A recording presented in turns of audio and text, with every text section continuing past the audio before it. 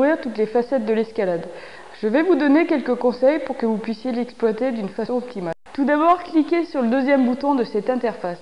Vous trouverez les différentes leçons d'escalade. Il vous suffira ainsi de cliquer sur celle qui vous intéresse. Dans les vidéos, vous trouverez des zones encadrées. Cliquez dessus pour ouvrir une nouvelle vidéo plus petite qui vous apportera une précision technique, vous donnera un conseil ou encore vous indiquera une variante ou un exercice. En cliquant sur le bouton suivant, vous trouverez un véritable ouvrage de référence sous forme d'hypertexte. Vous le consulterez pour compléter votre formation, découvrir la signification d'un mot inconnu ou simplement apprendre une technique particulière. Le quatrième bouton permet quant à lui d'afficher la liste des leçons d'entraînement. En effet, pour pratiquer l'escalade dans des conditions optimales, je vous donnerai dans cette partie quelques conseils indispensables. Le cinquième bouton vous permettra de me retrouver sur Internet afin d'avoir de nombreuses informations actualisées. À vous de découvrir tout ça maintenant.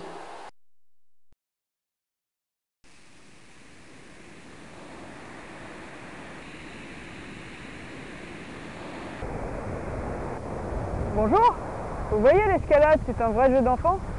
Allez, venez, suivez-moi, je vais vous expliquer.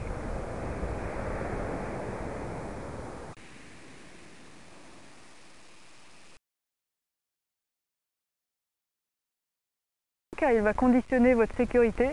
Je vais vous présenter dans cette leçon les différents matériels de base et leur utilisation. Vos chaussons doivent être choisis avec soin de 1 à 3 pointures en dessous, suivant votre niveau et vos sensations. Le baudrier doit être léger, confortable et très résistant. Réglez-le à votre taille et pensez à faire le retour de sangle. Choisissez-en un en fonction de vos goûts et de votre budget. Voilà, ainsi préparé, je peux faire du bloc, des traversées au pied des falaises et du pan. Je peux rajouter un sac à pauvre contenant de la magnésie dont on pourra s'enduire les mains pour éviter de transpirer. Apprenez à vous encorder.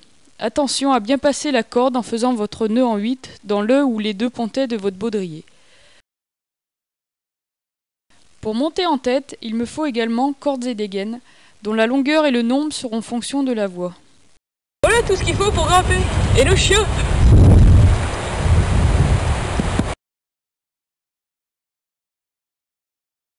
La sangle des baudriers est souvent trop longue. Si un bout dépasse, coincez proprement ce retour de sangle afin qu'il ne vous gêne pas.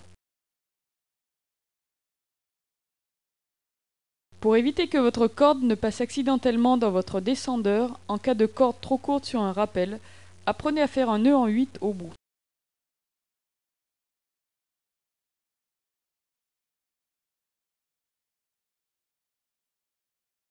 Suivez le cheminement de votre corde pour la passer dans le 8.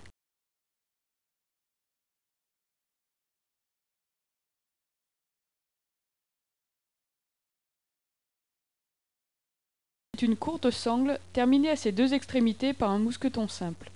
Elle vous servira à vous accrocher et à faire passer la corde dans les divers points d'ancrage d'une voie. Demande un échauffement assez important. Vous aurez besoin d'environ une demi-heure à 3/4 d'heure. Je vais vous proposer quelques exercices et ensuite vous aurez à faire votre propre échauffement. Courir ou trottiner est un très bon début pour cette séance. Inspirez en amenant la tête sur le côté, expirez en revenant au centre. Calquez votre respiration sur le mouvement, fermez les yeux. Gardez les yeux fermés et cherchez à bien ressentir ce mouvement.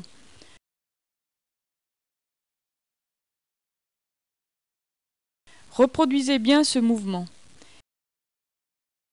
Expirez bien pendant l'étirement. Avec cet exercice, je relâche mon bassin en faisant travailler les nombreux muscles qui s'insèrent dessus. Soufflez en remontant les fesses, tenez 5 secondes, puis redescendez. Laissez-vous pencher en avant en expirant. Vous pouvez terminer par une mobilisation de toutes les articulations de la main. Étirez vos doigts et n'hésitez pas à utiliser un des gadgets vendus dans le commerce, comme cette balle ou cet appareil à ressort. Les exercices de ce style sont indispensables avant chaque séance. De plus, n'oubliez pas qu'avec une bonne alimentation très équilibrée, beaucoup d'eau, environ 2-3 litres par jour, vous arriverez à de meilleurs résultats. En guise de conclusion, je dirais simplement que le meilleur des échauffements est probablement de commencer par des voies faciles. travaillez sur un mur, vous pouvez également vous échauffer en faisant quelques tractions. Formes principales d'escalade, pratiquées en intérieur ou en extérieur. Donc chacune sont assez particulières au niveau de la technique demandée, au niveau des qualités mentales exigées. Donc c'est à vous à choisir un petit peu ce que vous préférez. Tout d'abord la falaise. Très appréciée par tous les grimpeurs, le grand nombre et la diversité des falaises françaises permettent tous les niveaux de pratique. L'utilisation d'un matériel d'encordement est nécessaire.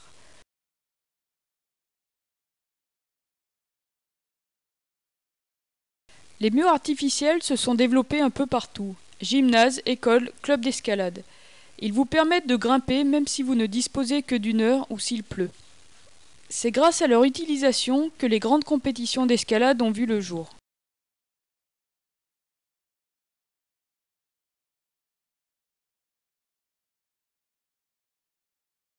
Les grandes voies sont de hautes falaises et nécessitent une manœuvre spéciale au relais. Elles sont réservées aux grimpeurs confirmés et procurent des sensations fortes et un sentiment d'évasion et de communion avec la nature.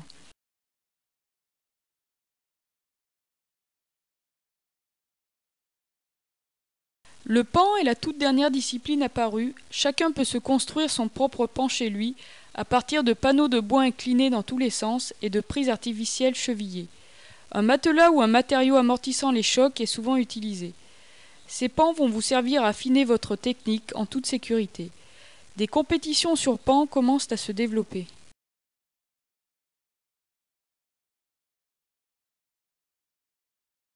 Groupe d'enfants qui vont pour la première fois grimper sur une petite falaise. Donc on va grimper en moulinette, comme ça va les mettre en confiance et les rassurer sur leur escalade.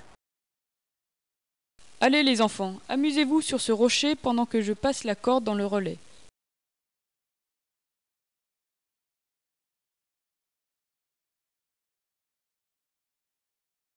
Swan est prêt pour une montée en moulinette. J'ai d'abord passé la corde là-haut dans un relais à 2 points d'ancrage. Vas-y Swan, commence à grimper en cherchant de bonnes prises. N'aie pas peur, tu es bien assuré. N'oublie pas, pense à respirer. Tu vois, c'est facile.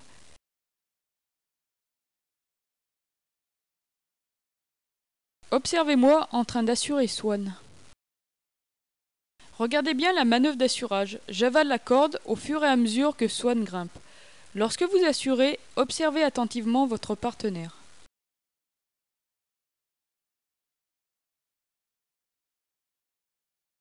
Bravo, tu as atteint ton premier relais. Avant de débuter la descente assurée, attendez le signal de votre partenaire.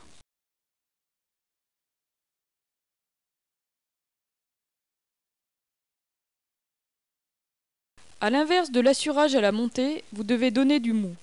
Placez vos 2 mains sous le 8, avertissez l'assureur que vous êtes prêt.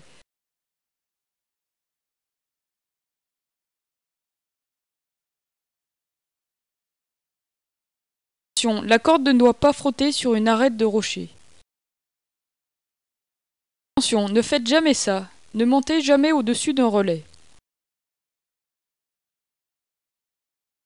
Un petit peu de technique et beaucoup de confiance en vous, donc commencez par des voies faciles. 1, 2, 3, 4, 5. 5 points d'ancrage. J'ai besoin pour cette voie de 5 dégaines plus une pour me vacher au relais. Avant d'atteindre le premier ancrage, votre partenaire doit vous parer et freiner votre éventuelle chute. Comme moi, entraînez-vous à faire des gestes précis pour vous économiser. Vous pouvez également monter en tête avec des dégaines déjà installées. Dans ce cas, vous devrez mousquetonner, c'est-à-dire passer la corde dans la dégaine. Attention à ne pas vriller la dégaine en la plaçant, la corde pourrait sortir en cas de chute. Regardez attentivement le rôle de chaque doigt dans chaque opération. Entraînez-vous à mousquetonner dans toutes les positions et surtout des 2 mains.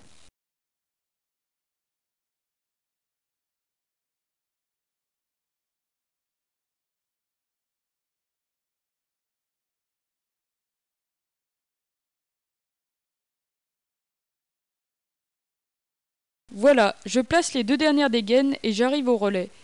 Passez à la leçon suivante pour voir la manip.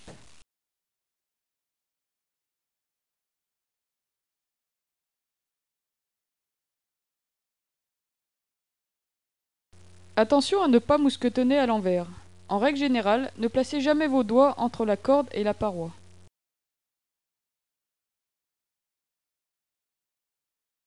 Laissez toujours un peu de mou pour absorber une chute éventuelle. Observez bien votre partenaire.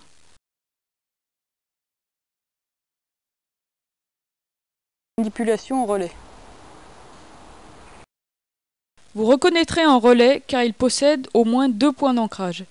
Il est fondamental de ne jamais oublier que dans un relais, vous devez toujours utiliser ces 2 ancrages. Vous êtes maintenant en sécurité pour faire votre manip. Observez bien l'opération. Défaites le nœud de votre baudrier, passez la corde dans les 2 points d'ancrage, refaites le nœud, demandez à l'assureur de tendre la corde, puis dévachez-vous.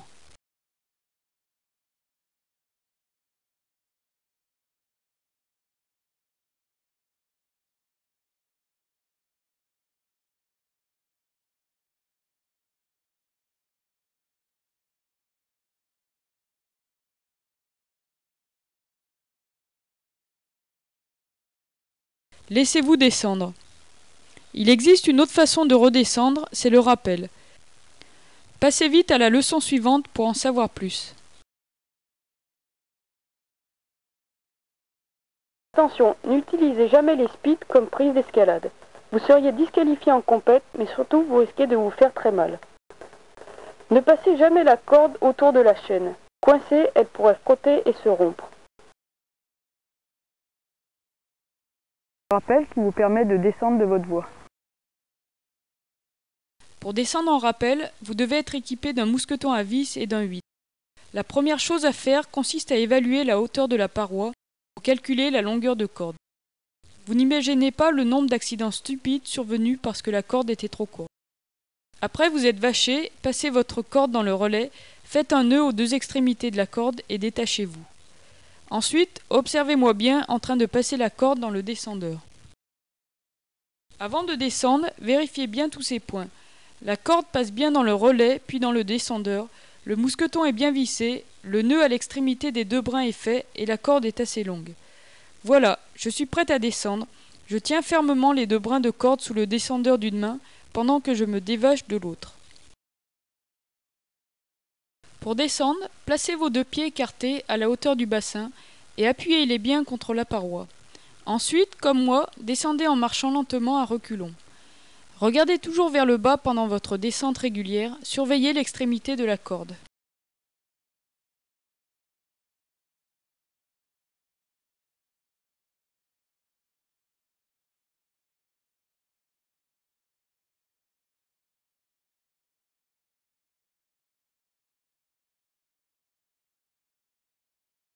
Suivez le cheminement de votre corde pour la passer dans le 8.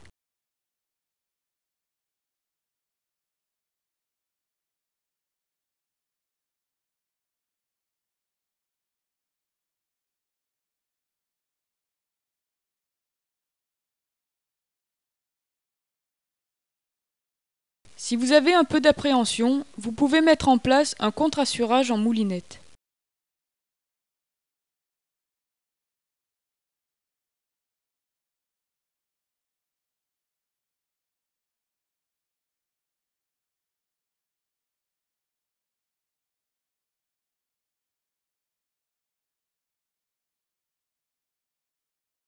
Dans cette séance, vous allez découvrir des exercices d'initiation à l'escalade sur un mur artificiel.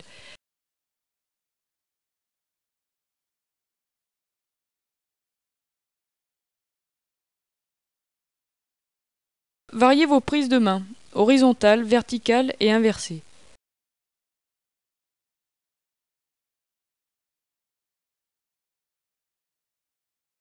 Observez les différentes prises de pied. Bout du pied, quart interne, quart externe, en adhérence et avec le talon.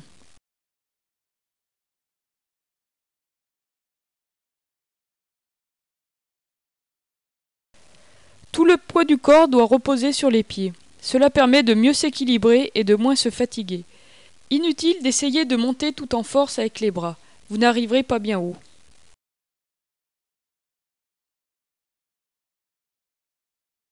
Respirez tout en progressant, vous devez veiller à ne pas vous crisper. Prenez votre temps.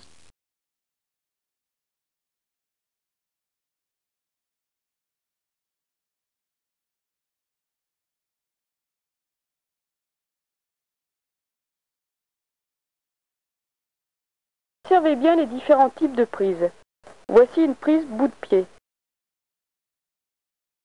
Une prise quart interne. Ici, on voit une prise quart externe.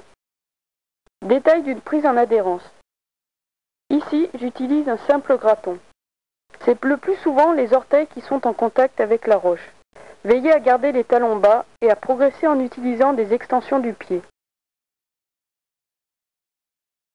Une prise tendue, c'est-à-dire une prise les doigts à plat. Une prise arquée entre le pouce et l'index. Attention aux tendinites. Une pincette, une prise entre le pouce et les autres doigts. Une prise bidoigt avec uniquement 2 doigts.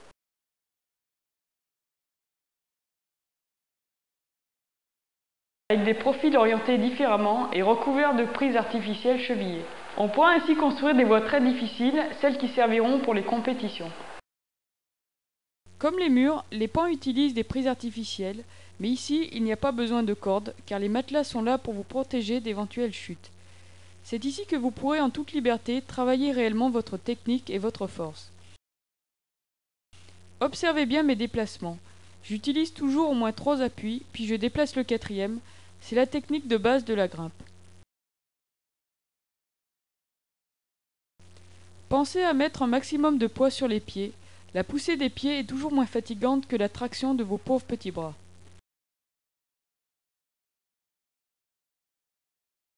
Sur les pans, vous allez pouvoir mesurer votre progression, travailler votre technique en toute sécurité afin de pouvoir vous lancer en falaise.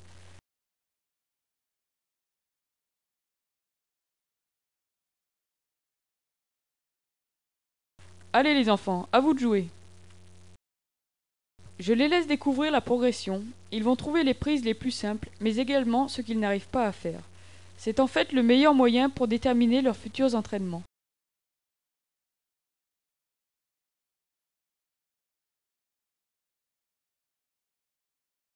Et s'économiser sont 2 notions clés de l'escalade. La concentration est la capacité de s'isoler du monde extérieur afin d'être en harmonie avec soi-même et de ne penser qu'à son itinéraire. En compétition, c'est essentiel car toute erreur et tout est fini. La respiration est très importante car elle permet de se calmer et donc de ralentir son rythme cardiaque. Mais le plus dur reste à faire.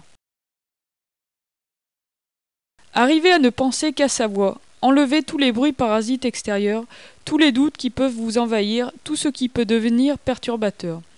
Seule une connaissance parfaite de soi, de son mode de fonctionnement, permet d'arriver à un tel résultat. Cela dit, même après des années et des années de compétition, il arrive que certains jours, eh bien non, impossible, complètement impossible de se concentrer. Alors aujourd'hui ça va pas, j'y arrive pas. Dans le schéma classique de la progression en escalade, il faut aller de plus en plus souvent vers l'économie.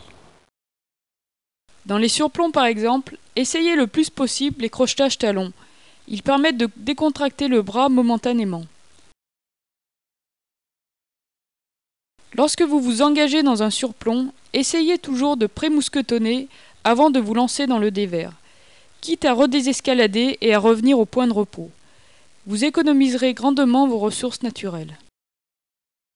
Dans tous les cas, si vous arrivez dans une position confortable, ou du moins dans une position dans laquelle vous pouvez vous décontracter, arrêtez-vous même si vous n'êtes pas fatigué. Vous serez content plus loin d'avoir économisé vos forces. Il existe différentes méthodes de décontraction, de la sophrologie à la PNL, en passant par le yoga et toutes les autres méthodes de relaxation. Comme beaucoup de sportifs, j'ai bien entendu goûter à plusieurs de ces méthodes, ce qui donne un mélange détonnant. De même, une fois que vous êtes dans le dévers, mousquetonnez dès que vous êtes bien. Car mousquetonnez en position horizontale, dans un mauvais mouvement, et vous pouvez dire adieu à votre enchaînement. Mais c'est aussi synonyme de chute en escalade. Mais de toute façon, ne vous inquiétez pas, ça vous arrivera un jour ou l'autre. Donc par précaution, entraînez-vous avec un professionnel ou une personne très compétente. Voilà, j'ai choisi cette falaise pour installer un atelier de vol pour plusieurs raisons. D'abord, le relais est assez haut et la chute sera mieux absorbée par une longueur de corde importante. Ensuite, cette paroi est lisse et légèrement surplombante. Passez une corde de 10, 5 ou 11 mm par tous les ancrages avec des dégaines. Ne la passez pas dans les ancrages de la zone de chute pour ne pas risquer de vous coincer pendant le vol. Ensuite, passez la corde dans la manille ou la chaîne du relais en vérifiant bien la solidité de l'ancrage.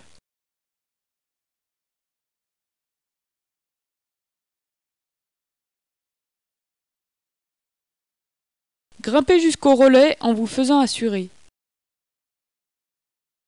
Avant tout, vous devez prévenir l'assureur juste avant le vol.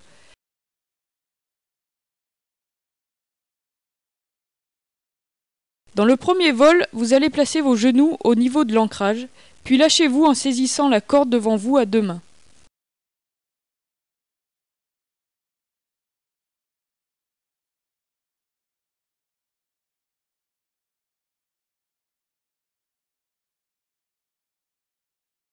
Entraînez-vous à reproduire cette chute en augmentant progressivement la hauteur de départ.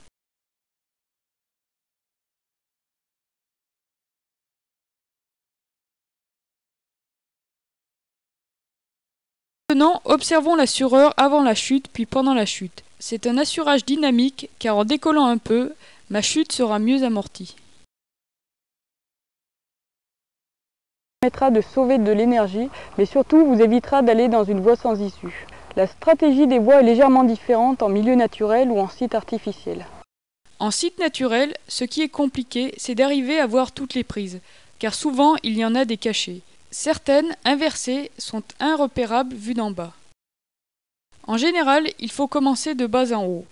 Essayez de repérer rapidement quelles sont les premières prises au départ et s'il faut arriver main droite ou main gauche. À partir de là, il faut repérer les crooks, les passages difficiles, pour bien intuiter comment va s'opérer la négociation de la difficulté. Même avec la meilleure lecture possible et en préparant parfaitement votre ascension, il est possible de faire une erreur. Dans ces cas-là, il faudra avoir la faculté de s'adapter très rapidement et de retrouver la solution adéquate. Sur un mur, le travail de repérage est légèrement simplifié, car en général, on peut se faire une idée de toutes les prises, bien que les ouvreurs se creusent parfois la tête pour les dissimuler. De la même façon que dans un site naturel, il faut trouver avec quelle main commencer et donc en parallèle avec quel pied. En compétition, je suis à peu près capable de me faire le schéma complet de la voie pendant les 5 minutes accordées par le règlement. Mais dès que je regagne la zone d'isolement, tout s'efface, contrairement aux autres qui peuvent se remémorer la moindre prise. Pour moi, tout revient instantanément dès que je suis à nouveau au pied du mur.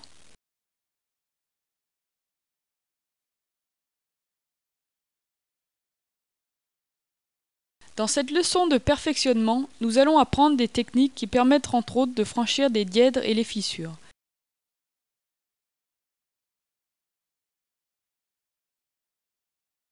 Observez bien ma position. Mes deux mains sont placées sur la même paroi et rentrées dans la fissure. Les deux pieds sont en opposition sur l'autre paroi. Je progresse en déplaçant tour à tour pieds et mains et en allongeant le plus possible bras et jambes pour opposer la force. Vous rencontrerez souvent en falaise des fissures ou même des cheminées dans lesquelles on peut s'encastrer. Les différentes techniques présentées ici vous permettront de mieux les appréhender. L'écartement plus ou moins important de la fissure va permettre d'y encastrer une partie du corps. Ces prises, utilisées en poussée ou en traction, sont assez traumatisantes. Pour prévenir ces éraflures, vous pouvez utiliser une bande collante, style strapal, pour protéger doigts et poignets, mais aussi coudières et genouillères. Observez bien la façon dont j'utilise mes mains. Je fais une opposition entre l'extérieur de la main et les doigts.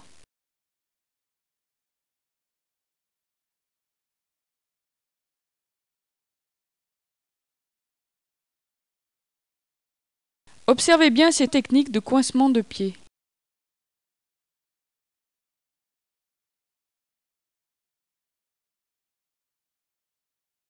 Toujours rébarbatif et très impressionnant.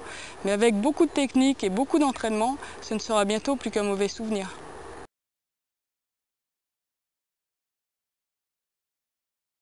Me voilà, regardez bien les séquences suivantes pour bientôt faire la même chose. Encore une fois, on peut souligner ici l'importance du travail avec les abdominaux. N'hésitez donc pas à soigner ce point de votre préparation. Au départ, essayez de mousquetonner le plus haut possible. Cela vous évitera d'avoir à modifier votre point d'accrochage en cours de mouvement. Un bon moyen pour rester près de la paroi est de crocheter une prise avec le pied. Pour aller chercher des prises inaccessibles, entraînez-vous à faire des mouvements dynamiques. Lorsque vous êtes à proximité d'une arête, vous pouvez la crocheter avec la jambe et même vous décontracter dans cette position. Enfin, lorsque vous avez mis les deux mains sur le surplomb, hissez-vous avec un crochetage de talon pour vous rétablir.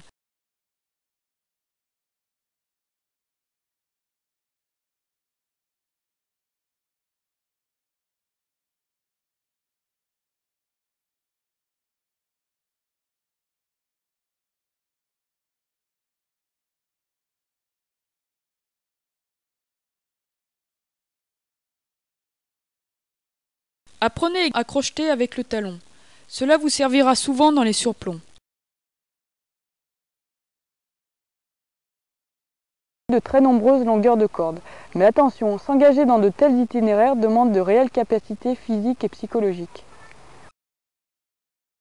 Pour attaquer une grande voie, il faut un premier de cordée. Ici, je monte en premier. Au relais, je fais monter la personne qui me suit. Ce sera le second de cordée. Avec les grandes voies, il n'y a pas de retour possible lorsque vous êtes engagé dans l'itinéraire.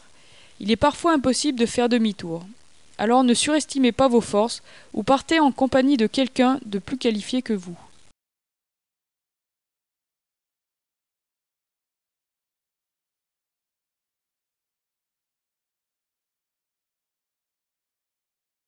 Si la voie est vraiment très longue, comme à El Cap au Yosemite, on pourra installer un bivouac au milieu de la paroi, une tente par exemple.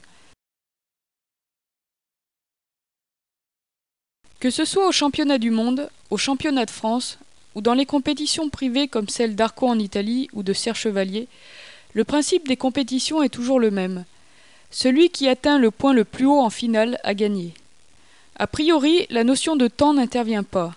Il y a un temps limite à ne pas dépasser pour que les concurrents ne restent pas toute la journée sur le mur, mais on a tout le temps de faire l'itinéraire. Les compétitions se déroulent sur un mur d'une hauteur minimale de 15 mètres, selon le schéma classique, huitième de finale, quart de finale, demi-finale et finale. En cas d'égalité, on procède à une super finale. Pour les femmes, on utilisera généralement la voie de la finale homme.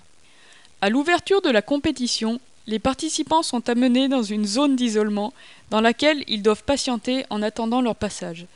Cette zone comporte généralement un mur d'échauffement, mais assouplissement, étirement et concentration sont également au rendez-vous. Ensuite, chaque compétiteur est appelé au pied du mur. En général, sauf exception de quelques compétitions privées déjà citées, il s'agit d'épreuves à vue. Chacun dispose alors de 5 minutes pour repérer son itinéraire à la jumelle. Ensuite, il faut y aller.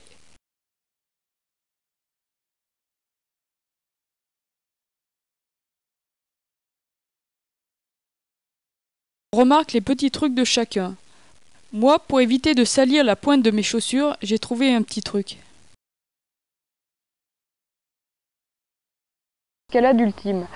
Il faut donc un entraînement parfait et un contrôle de soi optimum.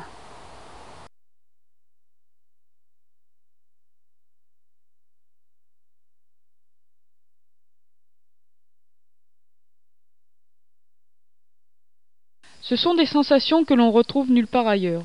Mais attention, il ne faut pas faire n'importe quoi sous prétexte que votre petite copine vous regarde en bas de la voie ou que les caméras de la télévision guettent le moindre de vos gestes. Le solo est une pratique dangereuse et toute faute est définitive.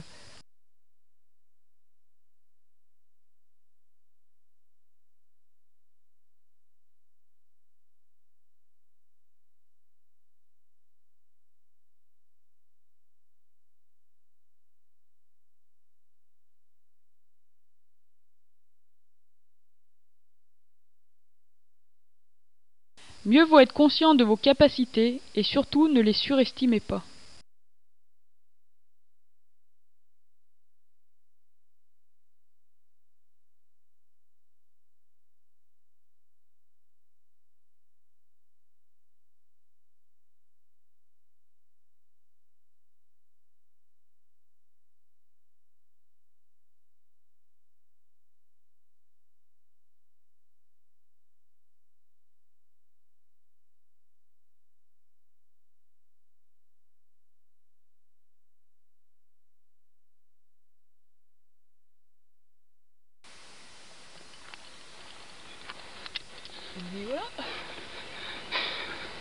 Dans la boîte. Il ne faut pas confondre grimper à main nue et grimper en solo. Vous vous sentirez plus en forme et vous pourrez grimper avec beaucoup moins de risques de blessure. Voici quelques exercices non exhaustifs que vous pouvez pratiquer sans modération. Une préparation physique générale régulière est indispensable à la pratique de l'escalade. Pour moi, c'est un entraînement 7 heures par jour, 364 jours par an. En général, 3 jours d'entraînement et 1 jour de repos actif avec du VTT ou du footing par exemple. C'est un engagement total et à tous les niveaux, physique, moral, hygiène de vie.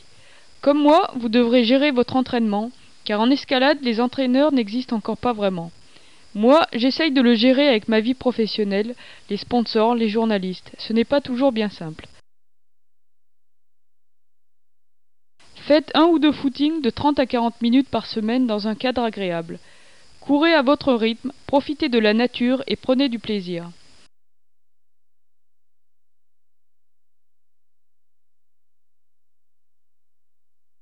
Le VTT en terrain accidenté est un bon complément.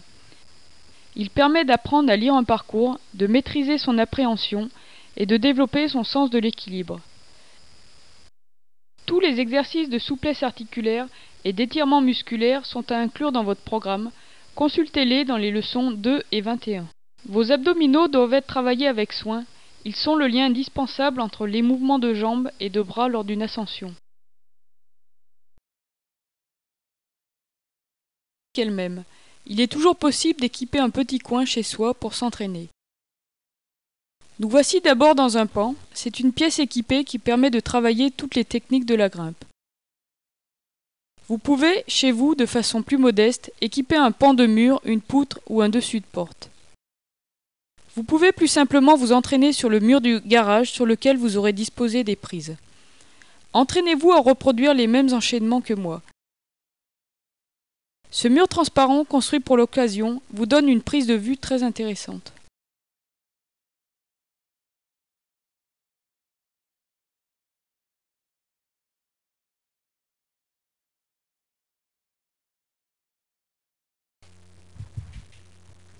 Utilisez également de la magnésie pour sécher vos prises.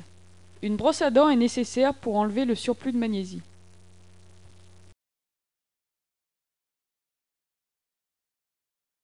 Très utile en escalade, surtout lorsque vous devez faire un crochetage de talons très haut ou grimper dans un diète très ouvert. Les exercices suivants devront être répétés très souvent pour vraiment sentir des progrès. N'oubliez pas, les étirements musculaires nécessaires au travail d'une souplesse articulaire ne se font jamais à froid. Commencez par cet exercice.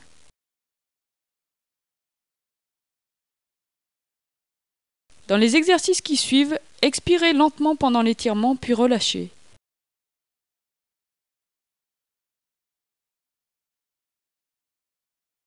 Détendez-vous au maximum et fixez votre attention sur le muscle étiré ou l'articulation mobilisée.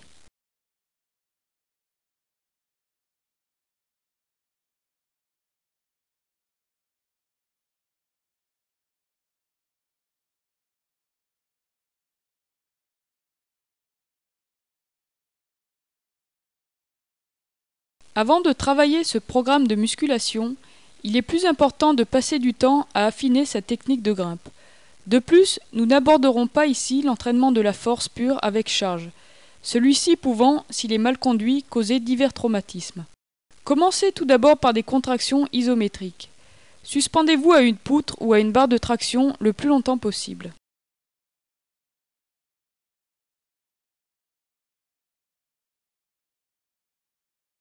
Vous pouvez également faire le même travail en utilisant qu'un bras ou en utilisant différentes prises, réglettes à plat, trous, pincettes. Dans les exercices de traction, respectez des temps de repos de 2 à 3 minutes entre les séries.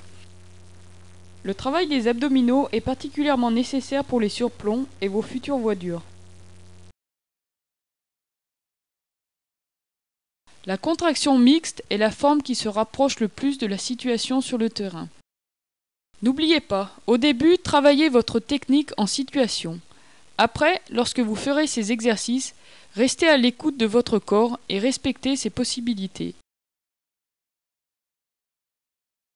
Également résister le plus longtemps possible à des blocages de différentes angulations. Je vais vous proposer quelques exercices et après à vous de faire, à vous démerder. Ah non, c'est pas pour ça. Et à que difficile. Moi je vais bien avec la main. Oh, à cook.